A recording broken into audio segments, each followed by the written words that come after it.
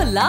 Your dream vacation to Hong Kong starts from rupees 74,999 only with GT Holidays, South India's #1 travel brand. திமுகன்ற ஒரு பெரிய யானை இருக்கு, அதிமுகன்ற பெரிய யானை இருக்கு.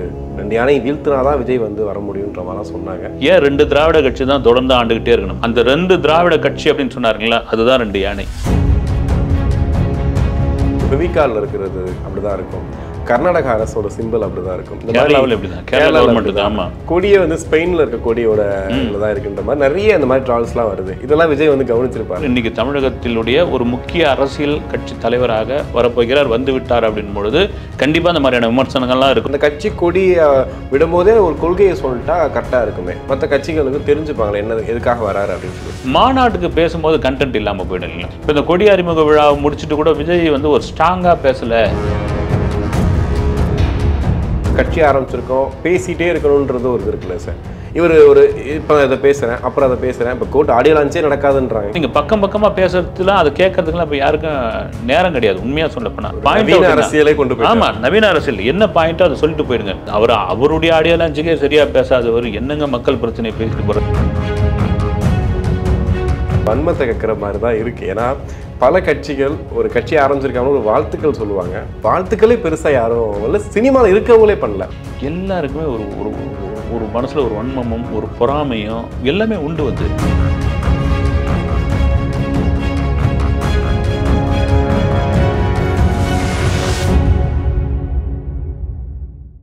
உலகெங்கும் வாழக்கூடிய ஆகாயம் தமிழ் நெஞ்சங்களுக்கு கிறிஸ்டியின் அன்பு வணக்கம். இன்று நம்மோடு சினிமா விமர்சகர் செய்யார் பாலு சார் இணைஞ்சிருக்காரு. வணக்கம் சார். வணக்கம். எப்படி இருக்கீங்க சார்? நல்லா இருக்கேன். இல்லை சார், ஒரே கோலாகலமாக இருக்குது. காலையிலேருந்து ஃபுல்லாக கட்சி கொடியை அறிவிக்கிறாங்க, இன்னொரு பக்கம் ஒரு பாடல் வருது. அந்த பாடலில் பல காட்சிகள் வருது. அதில் ரெண்டு பெரிய யானைகள் மோதிட்டு இருக்கும்போது இவர் தளபதி வந்து அது எல்லாத்தையும் அடிச்சது பண்ணிட்டு வர்ற மாதிரி இது காட்டுறாங்க. அதை நம்ம ஆரம்பத்தில் பேசும்போது கூட திமுகன்ற ஒரு பெரிய யானை இருக்குது, அதிமுகன்ற பெரிய யானை இருக்குது, ரெண்டு யானை வீழ்த்தினாதான் விஜய் வந்து வர முடியுன்ற மாதிரிலாம் சொன்னாங்க. எனக்கு ரொம்ப சிம்பாலிக்காக காட்டின மாதிரி இருக்குது. உங்களுக்கு என்ன தோணுச்சு? இல்லை, மேபி அது இருக்கலாமே. ஏன்னா விஜய் கட்சி ஆரம்பிக்க போகிறார் அப்படின் பொழுது தொடர்ச்சியாக வந்த விஷயம் என்னென்னா, இவர் ஏன் கட்சி ஆரம்பிக்கிறாரு அப்படின்ற அதிகமான ஒரு விஷயம். இவர் கட்சிக்கு தாக்கு பிடிப்பாரா அரசியலுக்கு, இந்த மாதிரியானது இல்லைங்க. இவர் வந்து பாதிலே விட்டு ஓடிடுவார், அதுக்கான வாய்ப்பு இல்லை அப்படின்ற மாதிரி. தளபதி 69 படம் கடைசி படம் வந்து எங்களால் நம்ப முடியல. 70, 71, 72லாம் போயிட்டு இருப்பாருன்ற மாதிரியான விஷயங்கள்லாம் இருந்தது. அப்புறம் ஒரு மனிதனுக்கு ஒரு படத்திலேயே ஒரே ஒரு படத்தில் 200, 250 கோடி கிடைக்குதுன்னா அதெல்லாம் விட்டுட்டு அரசியலில் எதிர்காலம் என்னன்னு சொல்லாத நிச்சயமற்ற தன்மையில் ஒரு மனிதன்லாம் வர முடியுமா அப்படின்னா பேச்சிருந்த சமயத்தில் அவருக்கு முதல் ஆதரவான ஒரு குரலாக கொடுத்தது வந்து சீமான். ஏன் ரெண்டு திராவிட கட்சி தான் தொடர்ந்து ஆண்டுகிட்டே இருக்கணுமா? என் தம்பியும் வரட்டுமே, என் தம்பியோட கொள்கை எந்த கொள்கையும் ஒத்து போச்சுன்னா நாங்கள் ரெண்டு பேரும் கூட்டணி வச்சுக்காம போகிறோம், வரட்டுமே, என் தம்பி வரட்டுமே அப்படின்னு. அந்த ரெண்டு திராவிட கட்சி அப்படின்னு சொன்னாருங்களா, அதுதான் ரெண்டு யானை. ஓகே, ஆனால் இவர் ரெண்டு யானையோட வராரு, அதுதான் இங்கே ட்விஸ்டாக இருக்குது. இவர் ரெண்டு யானையும் சமாளிக்கணும் இல்லைங்களா, ஒரு யானையால முடியாதுல்ல. ஆமா, ஏதோ கூட்டணி இருக்கு, பின்னாடி ஏதோ வச்சிருக்காருன்னு நினைக்கிறேன். ஆமா, ஆனால் அந்த சிம்பிள், அதாவது எந்த விஷயத்த புதுசாக பண்ணாலுமே அதில் ஏதாவது ஒரு விஷயம் சொல்லுவாங்க. பாட்டு வந்து நாங்கள் ஏற்கனவே கேட்ட தளபதியோட பாட்டு மாதிரி தான் இருக்குன்றாங்க. இன்னொரு பக்கம் சிம்பிளை பார்க்கும்போது இந்த ஃபெவிகால்ல இருக்கிறது அப்படிதான் இருக்கும். கர்நாடக அரசோட சிம்பிள் அப்படிதான் இருக்கும். இந்த மாதிரி கேரளா கவர்மெண்ட் தான். ஆமா, கொடியே வந்து ஸ்பெயின்ல இருக்க கொடியோட தான் இருக்குன்ற மாதிரி நிறைய இந்த மாதிரி டிராவல்ஸ்லாம் வருது. இதெல்லாம் விஜய் வந்து கவனிச்சிருப்பாரா, பார்த்துருப்பாரா? இல்லை, நீங்கள் எது பண்ணாலும் மீம்ஸ் போடுவதற்காக ரெடியாக ஒரு கூட்டம் உட்காந்துக்கிட்டு இருக்கு. நீங்கள் என்ன பண்ணாலும் சரி. சார், ஒரு சேனலில் நான் முகத்தையே காட்டல, ஒரு அம்மா வெறும் கையை மட்டும் காட்டி சமையல் பண்ணிட்டு இருக்கு. சரி, அதை மீம்ஸாக போட்டு கொண்டுறாங்க. வந்து முகத்தையே காட்டல இது வரைக்கும். ஏதோ ஒரு இது பண்ணிக்கிட்டு சமையல் இதை பண்ணுங்க, கடுகு எடுத்து போடுங்க, உப்பு எடுத்து போடுங்க, இது பண்ணுங்கன்ட்டு வெறும் கை மட்டும்தான் வந்து கேமராவுக்குள்ளே வருது. அதுக்கிட்ட பார்த்தீங்கன்னா அவ்வளோ மீம்ஸ் இருக்கும் பொழுது விஜய் என்ற ஒரு பெரிய ஆளுமை, ஒரு நடிகர், ஒரு கோடிகளில் சம்பளம் வாங்கக்கூடியவர் இன்றைக்கி தமிழகத்தினுடைய ஒரு முக்கிய அரசியல் கட்சி தலைவராக வரப்போகிறார், வந்து விட்டார் அப்படின் பொழுது கண்டிப்பாக அந்த மாதிரியான விமர்சனங்கள்லாம் இருக்கும். இல்லாமல் இல்லை, இந்த கொடி எனக்கு தெரிஞ்சு பார்த்தீங்கன்னா ஏதோ நேற்று முடிவு பண்ணி முந்த நாள் முடிவு பண்ணி நேற்று அதை அச்சடித்து இன்றைக்கி வந்து ஏற்றந்தா ஒன்றும் விஷயம் கிடையாது. அது பல பேர்கிட்ட ஒரு ஒப்பீனியன் கேட்டிருப்பாங்க, இதில் என்ன மாற்றலான்னு சொல்லியிருப்பாங்க. இந்த கொடிக்கான வரலாறு என்ன, இந்த கொடிக்கான கொள்கை என்ன, இந்த கொடி வேணால் இது தொடர்ச்சியாக இவங்களுடைய நிரந்தர கொடியை. திமுகவிலிருந்து எம்ஜிஆர் பிரிந்து வந்து அண்ணா திராவிட முன்னேற்ற கழகம்னு ஆரம்பிக்கும் பொழுது திமுகவுடைய கொடியை தான் இவர் காப்பி அடிக்கிறாருன்னு ஒரு விமர்சனம் வந்தது. ஆமாம், நான் காப்பி தான் அடிக்கிறேன். அதே சமயத்தில் எனக்கு இது அண்ணாவுடைய இதயக்கணின்னு என்ன சொன்ன, அண்ணா என்னுடைய நிரந்தர இதயக்கணின்னு சொல்லி அதில் அண்ணா படத்தை வச்சார். அகில இந்திய அண்ணா திராவிட முன்னேற்ற கழகம் அந்த கொடிக்கு அவ்வளோ பெரிய வைப் கிடைச்சிது. அதையும் விமர்சனம் பண்ணாங்க. அதனால் விமர்சனம் பண்ணிக்கிட்டு தான் இருப்பாங்க, மீம்ஸ் போட்டுட்டு தான் இருப்பாங்க. இதெல்லாம் கடந்து போய்கிட்டே இருந்தால் தான் அரசியல் பண்ண முடியும். ஓகே, இன்னொரு பெரிய விமர்சனமாக சொல்கிறது, விஜய் கட்சி ஆரம்பித்தது ஒரு டேட்டில் கட்சி கொடியை ஒரு நாள் சொல்கிறாரு. அந்த கட்சி கொடியை விடும்போதே ஒரு கொள்கையை சொல்லிட்டா கரெக்டாக இருக்குமே, மற்ற கட்சிகளுக்கு தெரிஞ்சுப்பாங்களே என்ன எதுக்காக வராரு அப்படின்னு சொல்லிட்டு. ஆனால் கட்சி அந்த கொடியை அறிமுகப்படுத்திட்டு கொள்கையை இன்னும் அடுத்த மாநாட்டில் பார்க்கலாம் அப்படின் போது அதுக்கு இன்னும் ஒரு காலகட்டம் இருக்குது. இப்படி தனித்தனியாக அறிவிக்கிறது சரியா? ஏன்னா இப்போ எம்ஜிஆர் ஆரம்பிக்கும் போது சரி, விஜயகாந்தும் சரி, அந்த கட்சி கொடியை ஆரம்பிக்கும் போதே கட்சி கொள்கை என்ன பண்ண போகிறோம், என்ன நடக்க போகுதுன்றதெல்லாம் சொல்லிட்டாங்களே, ஏன் இவர் லேட் பண்ணுறாருன்னு கேட்குறாங்களே. இல்லை, இது ஒரு எம்ஜிஆர் இருந்த காலகட்டங்களில், ஒரு கலைஞர் ஆரம்பத்தில் வந்த காலகட்டங்களாகட்டும், விஜயகாந்த் வந்தப்போ கூட பார்த்திங்கன்னா அப்போ எம்ஜிஆர் இருந்த காலகட்டத்தில் பிரிண்ட் மீடியா மட்டும்தான் உங்களுக்கு ஒரு அதிகபட்சமாக ரேடியோ இருந்திருக்கும், மவுத் டாக் தான் அதனால் மொத்தமாக சொல்லிவிடுவோம், ஒரே சமயத்தில் செய்தி போய் சேர்ந்துடும் அப்படின்ற ஒரு இப்போ எல்லாம் மாறிடுச்சு. உங்களுக்கு தடுக்கி விழுந்தால் ஒரு இது விட்டால் அவ்வளோ செய்திகள் அப்போ கொஞ்சம் கொஞ்சமாகவே சொல்லுவோமே, ஒரு வைபாகவே கொண்டு போவோமே, இப்போ இருக்கிற அந்த மீடியாவை இதற்கு பயன்படுத்தி கொள்வோமே, இதில் ஒன்றும் தப்பே கிடையாது ஓகே, அந்த மாதிரி ஒரு விஷயத்துக்கு கூட அவர் வந்திருக்கலாம் ஆனால் சினிமா ப்ரொமோஷன் மாதிரி இருக்கே சார், ஒரு ஃபர்ஸ்ட் லுக்கு, ஒரு டீசர், ஒரு வீடியோ, அந்த மாதிரிலாம் சார் இருக்குது. என்ன பண்ணாலும், ஏன்னா விஜய் சினிமா நடிகராக இல்லாமல் இருந்து இதை செஞ்சிருந்தா இந்த கேள்வி வந்திருக்காது. சினிமா நடிகராக இந்த கேள்வி தான் வரும். நீங்கள் சொன்ன மாதிரி அந்த பாட்டு கேட்கும்போது விஜயோடைய ஓப்பனிங் பாடல் மாதிரி இருக்குதுலாம் சொல்ல தான் செய்வாங்க. ஆனால் சொன்ன மாதிரி மாநாட்டுக்கு பேசும்போது கண்டென்ட் இல்லாமல் போயிடும் இல்லைங்களா, பேச வேண்டியது தான் ஒரு கொள்கை. இப்போ இது கூட என்ன சொன்னாங்கன்னா, எங்கேயோ ஆதித்ராம் என்ற ஒரு இடத்துல பர்மிஷன் கேட்டோம், பாதுகாப்பு கம்மி, 5000 பேர் கூடுற மாதிரியான ஒரு ஏற்பாடு இந்த கொடி அறிமுக விழாவுக்கு பண்ணியிருந்தாங்க. அதுக்கு போலீஸ் பர்மிஷன் கொடுக்கலான மாதிரியான விஷயங்கள் நான் இந்த டிவிகே நிர்வாகி ஒருத்தர்கிட்ட கேட்டப்போ, இல்லைங்க அதெல்லாம் கிடையாது, கட்சி கொடியை கட்சி ஆஃபீஸில் தான் ஏற்றுவாங்க, அது போய் எங்கே வேற ஒரு இடத்துல வேற ஒரு ஆஃபீஸ்லேயே ஏற்றுவாங்க அப்படின்னு. வாய்ப்பே இல்லை, ஏற்கனவே டிசைட் பண்ணியாச்சு, 300 பேர் தான், மாவட்டத்துக்கு 2 பேர் அப்படின்னு ஏற்கனவே தகவல் கொடுத்தாச்சு, அவங்களுக்கான அழைப்புதல் அமைச்சாச்சு. இது அப்போ வெறும் கொடி அறிமுக விழா அப்படின்னு பொழுது அதுதான் என்னென்ன இப்போ என்ன கேட்குறாங்கன்னா சோஷியல் மீடியாவில், இந்த கொடிக்கான காரணம் என்னன்னு விஜய் இப்பயே சொல்லிட்டு இருக்கலாமே, கொள்கை கூட அப்புறம் சொல்லணும், இப்பயே சொல்லிட்டு இருக்கலாமே அப்படின்ற ஒரு கேள்வி தான் இருக்குது. ஒருவேளை அதில் தான் கொள்கை இருக்கும், ஏன்னா கொடியில் தான் சார் கொள்கை இருக்குன்னு சொல்லுவாங்க.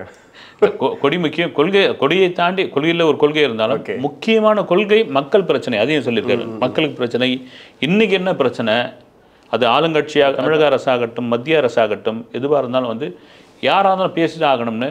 இப்போ இந்த கொடி அறிமுக விழாவை முடிச்சுட்டு கூட விஜய் ஒரு ஸ்ட்ராங்காக பேசலை, ஒரு இதுவாக பேசலை, அவர் பாட்டு சாதாரணமாக பேசிட்டு போயிட்டாருன்ற மாதிரியான விமர்சனங்கள்லாம் இருக்குது. இப்போ வந்த உடனே எடுத்து ஆச்சா போச்சா, நீ இந்த அரசு என்ன பண்ணுது, அந்த அரசு என்ன பண்ணுதுன்னு அது நாகரிகமே கிடையாது. விஜய் கொண்டு வர அரசியல் அந்த போக்கு எனக்கு ரொம்ப வித்தியாசமாக இருக்குது, நல்லாவும் இருக்குது. ஓகே, நீங்கள் மேடை கிடைச்சதுக்காக எடுத்து தாம்தும்லாம் அடிச்சிடக்கூடாது, அடிக்கிறது நியாயம் கிடையாது, பாயிண்ட் தான் பேசணும், அது பாயிண்ட் தான் பேசணும். ஓகே, பேசும்போது கூட சொன்னீங்க கண்டென்ட் இல்லாமல் போயிடும் அப்படின்னு சொல்லிட்டு. விஜய் மேலே விமர்சனமே அதுதான், அது யாரோ எழுதி கொடுக்குறாங்க, அவர் பேசுகிறாரு, கண்டென்ட் அவர்கிட்ட கிடையாது அப்படின்னு சொல்கிறாங்கன்னு சொல்கிறீங்க. நீங்கள் தலைவர்களை பற்றி பார்க்கும்போது அந்த பாட்டிலேயே ஒரு பக்கம் எம்ஜிஆர், ஒரு பக்கம் அண்ணா இருக்காங்க, அவங்களுடைய பேச்சுக்கள் நம்ம கேட்டு வளர்ந்துருப்போம். அரசியல் தலைவர்கள் அப்படின்னாலே பேச்சு தான், அவங்க கண்டிப்பாக எந்த மேடையாக இருந்தாலும், இப்போ திருமாலாம் விட்டால் 3 மணி நேரம் ஒரு மேடையில் பேசுகிறாருன்ற ரெக்கார்ட்லாம் பண்ணுறாங்க. அப்படின்னும் போது ஒரு கட்சி ஆரம்பிச்சிருக்கோம், பேசிகிட்டே இருக்கணுன்றது ஒரு இது இருக்குல்ல சார். இவர் இப்போ இதை பேசுகிறேன், அப்புறம் அதை பேசுகிறேன், இப்போ கோர்ட் ஆடியோ லான்ச்சே நடக்காதுன்றாங்க, கேட்டால் மாநாடுக்கு பேசுகிறதுக்காக விட்டுட்டாங்கன்னு சொல்கிறாங்க. இதை எப்படி சார் எடுத்துக்கிறது? இல்லை, இது நீங்கள் எப்படி நீங்கள் என்ன வேணாலும் விமர்சனம் பண்ணிட்டு போகலாம். நீங்கள் சொன்ன மாதிரி ஒரு காலகட்டத்தில் தலைவர்களுடைய பேச்சை கேட்கறதுக்காக விடியெல்லாம் உட்காந்துருக்காங்க, நான்லாம் கூட உட்காந்துட்ருக்கேன். தலைவர் கொண்டு இருக்கிறார், ஸ்ரீபெரும்புத்தூரை தாண்டி விட்டார், ஆமாம் சுங்கவாச திட்டத்தை கடந்து விட்டார், செல்ஃபோன் இல்லாத காலத்தில் இவங்களே ஏதோ கண்ணாடியில் பார்த்த மாதிரியே சொல்லிட்டு இருப்பாங்க, வந்துகிட்டு இருக்காருன்ற மாதிரியான விஷயங்கள்லாம் சொல்லுவாங்க. அந்த கூட்டத்தை கட்டுக்கோப்பாக வச்சுருப்பாங்க, அந்த தலைவர் என்ன பேசுகிறாருன்ற ஒரு இது இருக்கும். நான் காலப்போக்கில் அது மாற ஆரம்பித்தது, அது காரணம் ஊடகங்கள் தான். இன்றைக்கி விஜயோடைய இதுவே பார்த்தீங்கன்னா கோடிக்கணக்கான பேர் லைவில் பார்த்துக்கிட்டு இருந்தாங்க, அது காரணம் இன்றைக்கி மீடியாவுடைய வளர்ச்சி தான் அது காரணம். அப்படிங்கும்போது நீங்கள் பக்கமாக பேசுறதுலாம் அதை கேட்கறதுக்குலாம் இப்போ யாருக்கும் நேரம் கிடையாது. உண்மையாக சொல்லப்போனால் அரசியலை கொண்டு போய், ஆமாம் நவீன அரசியல் என்ன பாயிண்ட்டோ அதை சொல்லிட்டு போயிடுங்க. தொடர்ச்சியாக விஜய் மீது இந்த விமர்சனமும் இருக்குது. அவருடைய ஆடியோ லான்ச்சுக்கே சரியாக பேசாதவர் என்னங்க மக்கள் பிரச்சனையை பேசிட்டு போகிறாரு, என்ன மேடையில் இது பண்ணிட்டு போகிறாரு அப்படின்னு. 2005 விஜயகாந்த் கட்சி ஆரம்பிக்கிறாரு, கடுமையான விமர்சனம் உங்களுக்குலாம் கூட தெரிஞ்சிருக்கும். என்னங்க இவர் எழுதி கொடுக்குற டைலாக்லாம் பேசிட்டு வர்றாரு, நாக்க துருத்தின்னு போய் கதாநாயகன் நடிக்கிறாருன்னு தான் சொன்னாங்க. இல்லை, அப்போ இவர் ஒன்றுமே தெரியாதுன்ட்டாங்க. 2006 நடந்த சட்டமன்ற தேர்தலில் விருத்தாச்சலத்தில் நிற்கும் பொழுது டெபாசிட்டை இழக்கிறாருன்னாங்க. அதெல்லாம் வட மாவட்டத்துக்காரெல்லாம் போடவே மாட்டாங்க, இவர் மதுரைக்காரரு, என்ன நினச்சிட்டு இருக்காரு இந்த சினிமாவில் வந்து சவுத்தில் காலை எடுத்து எடுத்து வச்சு அடிச்சுட்டா எல்லாம் ஓட்டு போட்டுருவாங்களான்னு பெருவாரியான வாக்கு வித்தியாசத்தில் ஜெயிச்சார் விஜயகாந்த். தவிடுபடியானர் 2011 சட்டசபையில் பலமான எதிர்க்கட்சி தலைவராக உட்கார்ந்தார். இது ஏன் விஜய்க்கு நடக்கக்கூடாது? விஜய் அந்த மேஜிக் பண்ண முடியாது. அரசியல் எது வேணாலும் நடக்கலாம். கண்டிப்பாக எனக்கு தெரிஞ்ச அவரும் அந்த ஐடியாவில் தான் இருக்காருன்னு நினைக்கிறேன். ஆனால் எம்ஜிஆர் ஒரு பக்கம் வந்து சேர்த்துக்கிறாரு, விஜயகாந்தோட வீட்டுக்கு போய் பார்த்துட்டு வர்றது, இதெல்லாம் பார்க்கும்போது இவர் எல்லாரும் வேணும், ஆனால் இவங்க வழியில் நான் வரேன்ற மாதிரி சொல்லாமல் சொல்கிற மாதிரி இருக்குல்ல சார்? நீங்கள் தமிழகத்தில் எம்ஜிஆருக்கு பிறகு எம்ஜிஆருடைய அரசியலை முன்னிறுத்தி யாராலும் அரசியல் பண்ணவே முடியாது. எம்ஜிஆரை வச்சு தான் அரசியல் பண்ணவே முடியும். அப்படி ஒரு மாபெரும் தலைவனாக வந்து எம்ஜிஆர் இன்றைக்கும் இருக்கார். ஒரு படத்தில் கூட இது வச்சுருப்பாங்க, வடிவேலு முரளி படம். அதில் எம்ஜிஆர் செத்து போயிட்டாருன்னு ஒரு தகவலை சொன்னோன்னே அடி நடிக்கும் அந்த பாட்டி. என்னது எம்ஜிஆர் செத்துட்டாருன்னு இன்னும் நம்பிக்கிட்டு இருக்கு பாருங்க இந்த கழுவிங்களா அப்படின்ட்டு போகிற. இதுதான் உண்மை வந்து. ஓகே, அவருடைய அரசியல் அந்த பலம் தான் காரணம் வந்து.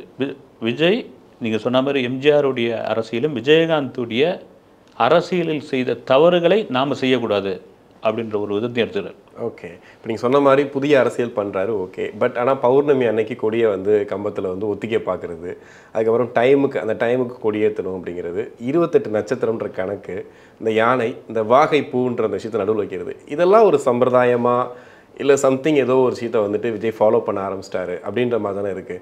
இது கூட சொன்னாங்க, ஏதோ ஒருத்தர் ஜோசியக்காரர் அவர் தான் வந்து குறிச்சு கொடுக்குறாரு, அதை வச்சு தான் வந்து ஒவ்வொன்றும் பண்ணுறதும் சொல்கிறாங்க. இதை எப்படி சார் எடுத்துக்கிறது? சில பேர்லாம் வந்து மந்திரவாதியை வச்சுலாம் வந்து பூஜை பண்ணியிருக்காங்க. அப்படியா? என்டி ராமாராவ் மீது விமர்சனம் இருக்குது. ஆட்சியில் நீங்கள் பிடிக்க வேண்டும் என்றால் ஒரு இளம் பெண்ணை 3வது திருமணம் ரகசியமாக செஞ்சுக்கணும்னு சொல்லி அது மாதிரிலாம் திருமணம் பண்ணியிருக்கிறதா ஆந்திராவில் இன்னைக்கு வரைக்கும் இருக்குது. தமிழ்நாடு ஆமாம், நீங்கள் ஆட்சி கட்டிலில் மறுபடியும் வரணும்னா ஒரு இளம் பெண்ணை நீங்கள் திருமணம் பண்ணிக்கணும். சின்ன வயசு பெண்ணை சம்பிரதாயத்துக்காக நீங்கள் பண்ணிக்கணும். மணமடையில் உட்காந்து தாலி கட்டி இது பண்ணணும். அந்த மாதிரியான ஒரு இது அப்பட்டமான ஒரு மூட நம்பிக்கை. இதையே அவங்க கடைபிடிச்சிருக்காங்க. அதுக்கு இது எவ்வளோ பரவாயில்லையே சார். ஜாதகம் கேட்குறது இன்றைக்கி எப்படி நவீனம் ஒரு பக்கம் வளருதோ அது பக்கம் இன்னொரு பக்கம் வந்து இதுவும் வருது. எப்படி சினிமா சேனலுக்கு ஓஹோன்னு வருது, ஆன்மீக சேனலுக்கும் பெரிய வரவேற்பு கிடைச்சிக்கிட்டு இருக்கு. ஓகே, அதனால் அது ஒன்றும் தவறே கிடையாதுன்னு தான் நான் சொல்கிறேன். ஆமாம், ஓகே. அந்த பாட்டை வந்து ஸ்க்ரீனில் போடுறாங்க. விஜய் ஒரு பக்கம் கண் கலங்கிட்டாரு, புஷி ஆனந்த் லிட்டரலி அழுதுறாருங்க வந்து. ஆமாம், ஓகே. அதை பார்த்தீங்களா? என்ன தோணுச்சு அதை பார்த்து? இல்லை, அது என்னன்னா ஒரு இது விஜய் எமோஷனல் எனக்கு எங்கேயுமே கொஞ்சம் ஆக மாட்டார். அவர் கண்டிப்பாக ஆக மாட்டார். அது ஒரு பெரிய உறுதியான ஒரு விஷயம். கட்ஸாக நிற்கிறது வந்து ஏன்னா எமோஷனல் ஆகணும். பாரதி ராஜா ஒரு தடவை சொன்னார் வந்து, அழகிற நேரத்தில் அழுதுணும், சிரிக்கிற நேரத்தில் சிரிச்சிடணும் அப்படின்னு. அதுதான் நல்ல கலைஞன்னு அதை உள்ளே வச்சுக்கிறது ஒரு பெரியது. இங்கே ஒரு பக்கம் என்னென்னா நாம் இந்த இடத்துக்கு வந்துட்டோம் அப்படின்ற ஒரு இது இருக்கு இல்லைங்களா? இவங்க ஒரு நாளைய தீர்ப்பு நடிக்கும் பொழுது நம்மளை செய்யப்பட்ட விமர்சனம், சில தோல்வி படங்கள் முடியாதுன்னு சொல்லியாச்சு. அப்புறம் வந்து ஒரு உச்சத்துக்கு வந்தாச்சு, இவ்வளோ கூட்டம் நமக்கு சேர்ந்தாச்சு, இப்போ கட்சிக்கான கொடியே வந்துடுச்சுன்னு உடனே அது ஒரு பெருமிதம் தான். அதுக்கப்புறம் ஜெயிக்கிறாரா, இது பண்ணுறாரா, டெபாசிட் வாங்குறாரா, அதெல்லாம் வேற. இங்கே சொன்னதை வந்து ஒரு இடத்துல சாதிச்சாச்சு இல்லைங்களா? ராமனுக்கு ஒரு லக்ஷ்மணன் மாதிரி புஷி ஆனந்த் வந்து ஒரு அண்ணனை அப்படி பார்த்து, ஒரு வயசில் சின்னவராக இருந்தால் கூட சரி, இவர் கண்கலங்கிறத பார்த்து இவர் தேம்பியே அழ ஆரம்பிச்சிட்டார். ஏன்னா அவ்வளோ பெரிய செயல் வீரராக இருந்திருக்காருங்க. புஷி ஆனந்த் மீது 1000 விமர்சனங்கள் சொன்னாலும் ஒருத்தர் நினைக்கிறத செயல்படுறதுக்கு ஒரு பெரிய ஒரு திறன் வேணும். அந்த திறன் அங்கே, அதையும் தாண்டி அவருக்கு ஒரு மகிழ்ச்சி, அந்த மகிழ்ச்சியின் வெளிப்பாடு தான் அந்த அழுகை. ஓகே, பாடல் வரிகளை பார்த்துருப்பீங்க. முழுக்க அடிப்படை மக்களுக்கான பிரச்சனை என்ன, அதாவது தூரத்திலிருந்து பார்த்த தலைவரை தோல் மேலே கை போட்ட ஒரு தலைவர்ன்ற மாதிரிலாம் அந்த வரிகளை பார்த்தோம். அன்னைக்கே சொன்னோம் ஆள போகிறான் தமிழன் அப்படின்னு சொல்லிட்டு. அப்போ இது வந்து ஆரம்பித்தது இன்னைக்கு இல்லை, இருந்து சர்க்காரில் ஒரு இது சொல்லிடுவார், குழந்தைய தூக்கி சொல்லுவார், புத்தம் புதிய தமிழகத்தை விதைப்போம் அப்படின்னு. அங்கேயே ஆரம்பிச்சாரா சார்? அங்கேயே ஆரம்பிச்சாச்சு. நீங்கள் தலைவாலே தளபதின்ற இடத்துலேருந்து ஆரம்பிச்சாச்சு. நீங்கள் சொல்கிற மாதிரி அந்த குழந்தைய வச்சுக்கிட்டு புத்தம் புதிய தமிழகம்னு ஆரம்பிச்சது.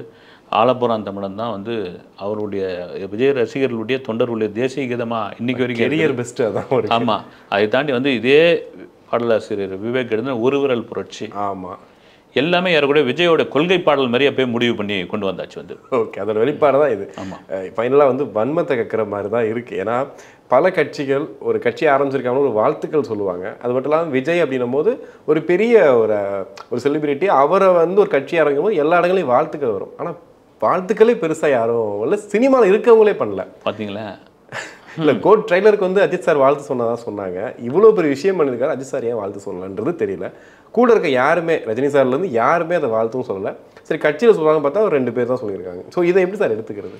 எல்லாருக்குமே ஒரு மனசில் ஒரு வன்மமும் ஒரு பொறாமையும் எல்லாமே உண்டு வந்து அதனுடைய வெளிப்பாடு தான். நீங்கள் சும்மா நடிச்சுக்கிட்டாவது ஏதாவது சொல்லியிருக்கலாமே. இன்னொன்று, சினிமாக்காரர்கள் வாழ்த்து சொல்ல மாட்டாங்க. என்ன பயம்னா, இவருக்கு வாழ்த்து சொல்ல போய் ஆளுங்கட்சிக்கு எதிரான ஒரு நபராக நம்ம மாறிட்டு போகிறோம், அவங்களுடைய கோபதாபத்தை நம்ம சம்பாரிச்சுக்க போகிறோம், நம்ம படம் வர ஓடணும், நம்ம படம் ரிலீஸ் ஆகணும் அப்படின்ற ஒரு சுயநலம் இருக்கலாம். ஆனால் அரசியல் தலைவர்கள் இதை அது ஒரு இதுவாக இல்லாமல் வாழ்த்து சொல்லிட்டு போகலாமே. எனக்கு தெரிஞ்சு என்ன நினைப்போடு இருப்பாங்கன்னா, இவரெல்லாம் வந்து என்ன பண்ணிட போகிறாரு, இதெல்லாம் ஒரு வாழ்த்து சொல்லணுமா அப்படின்னு. சீமானும் ஜி.கே. வாசனும் தான் சொல்லியிருக்காங்கன்னு நினைக்கிறேன். சீமான் சொல்லியிருக்காங்க, திருமாவளவன் சொல்லியிருக்காங்க, ஜி.கே. வாசன் சொல்லி அவ்வளோதான். ரொம்ப சொற்பமாக தான் சொல்லி, சொற்பமாக அதிகமாக சொல்லலை. சொல்லிடலாமே அப்படின்னு. அது உள்ளே இருக்கிற அந்த ஒரு விஷயம்தான் என்னத்தை அப்படின்னு. அதே நேரம் அந்த செல்வாக்கு வரும் பொழுது, இவருக்கான மக்கள் கூடும் பொழுது, தேர்தல் நெருங்கும் பொழுது எத்தனை பேர் கூட்டணிக்கு வந்து பேச போகிறாங்க பாருங்கள். அது நடக்க தான் செய்யும். ஓகே சார், ஃபைனலாக வந்து இந்த வாகைப்பூ வந்து ஒரு பெரிய ஒரு பேசு பொருளாக தான் இருக்குது. ஆமாங்க, திடீர்னு. ஆமாம், அது ஒரு ஒரிஜினலாக வாகைப்பூ அதுதானா? ஏன்னா ஒரிஜினல் வந்து பிங்க்கில் இருக்காதான், அது வந்து ஒரு மஞ்சள் நிறத்தில் இருக்கக்கூடியது. இது வந்து வெளியில் இம்போர்ட் பண்ண ஒரு இதுங்க, இது வந்து கிடையாதுங்க அப்படின்ற மாதிரி சொல்கிறாங்க. அந்த பூவோட பேர் ஏதோ தூங்கு மூஞ்சி பூவான், அந்த பூ தெரியாமல் வச்சுக்கதா சொல்கிறாங்க. ஏன்னா இக்கில் ஸ்டார்ட் பண்ணது இன்ன வரைக்கும் அதையும் மாற்றிடுவாங்களான்ற மாதிரி இருக்குது. இல்லை, அது நம்ம வாகை பூவை வந்து எத்தனை பேர் பார்த்துருக்காங்கன்னு தெரியல. வாகைப்பூ சூட அப்படின்னு இலக்கியங்களில் படித்தது. ஒரு மன்னன் வந்து மாறன் அப்படின்ற ஒரு மன்னன் தான் வந்து, மன்னன் கூட கிடையாது, அவன் பேரரசன். அவன் வந்து ஒவ்வொரு முறையும் படையெடுக்கும் பொழுது வாகை மலரை தான் சூடிட்டு போய் 16 முறை ஜெயிச்சிருக்கானான். இது வந்து இலக்கியத்தில் உள்ள ஒரு கதை. அப்போ அந்த வெற்றிக்கான மலர்னு தெரிஞ்சு போச்சு. அது இப்போ இந்த சமகாலத்தில் யாரும் பார்த்துறதுக்கான வாய்ப்பு இல்லை. வாகை மலர் இப்படி தான் இருக்குன்னு ஏதோ சர்ச் பண்ணியிருப்பாங்க மேபி. அப்புறம் யாரோ ஒருத்தர் அதை எடுத்து பேசியிருக்காரு, சொன்ன மாதிரி தூங்கு மூஞ்சி மரத்தோடைய மலர் இது தென் அமெரிக்காவில் தான் ஒரிஜினலாக இருக்குது அப்படின்னு. அது மலர் தான், ஒன்றும் வித்தியாசம் பெருசாக தெரியல. வந்து அந்த நிறத்தை வச்சு அவங்க முடிவு பண்ணியிருக்காங்க. அது ஒரு நொடியில் மாற்றினா மாதிரி. எனக்கு இப்போ கட்சி கொடியை பிரிண்ட் பண்ணி பல லட்சங்கள் வெளியே அமைச்சிட்டாங்களான்னா ஓகே, உடனே மாற்றினாலும் மாற்றிப்பாங்க வந்து. ஓகே, ஃபைனலாக விஜய்க்கு என்ன சிக்கல் காத்திருக்கு? விஜய்க்கு கண்டிப்பாக திரும்பவும் சொல்கிறத நம்ம சேனல்லே கூட சொல்லியிருக்கிறோம். இப்போ இந்த அறைக்குள்ளே ஒரு நண்பர்களாகவோ எதிரிகளாகவோ ஒரு 10 பேர் இருக்கிறோம் அப்படின்னு, நண்பர்களாக எதிரியாக கூட இருக்கட்டும், 10 பேர் இருக்கிறோம் அப்படின்னா, புதிதாக ஒரு அரை நண்பரை உள்ளே விடக்கூடாதுன்னு தான் நம்மளுடைய இதுவாக இருக்கும். ஒரு கட்டத்தில் உள்ளே வரார் அப்படின்னா எல்லாருமே பேசிப்போம், நண்பர்கள் ஆகிடுவோம். இல்லை எதிரிகளாக இருக்கும்போது மூஞ்ச கொடுக்காம கூட திரும்பி கூட பேசிப்போம், புதுசாக ஒருத்தன் வரான் ஆனால் உள்ளே விடாதீங்கன்னு. அப்படி உள்ளே வருகிற இந்த புது அரசியல் தலைவருக்கு எதிர்ப்பு எல்லா தரப்பிலும் இருந்து வரும். அந்த எதிர்ப்பை எப்படி சமாளிக்கப் போகிறார், அவருக்கான மக்கள் செல்வாக்கு எப்படி 2026க்குள் கூட போகிறது இந்த பொருள். ஓகே, கண்டிப்பா சார், பொறுத்து வந்து பார்ப்போம். உங்க நேரத்துக்கு ரொம்ப நன்றி. வணக்கம். Hola! Your dream vacation to Hong Kong starts from ₹74,999 only with GT Holidays, South India's #1 travel brand.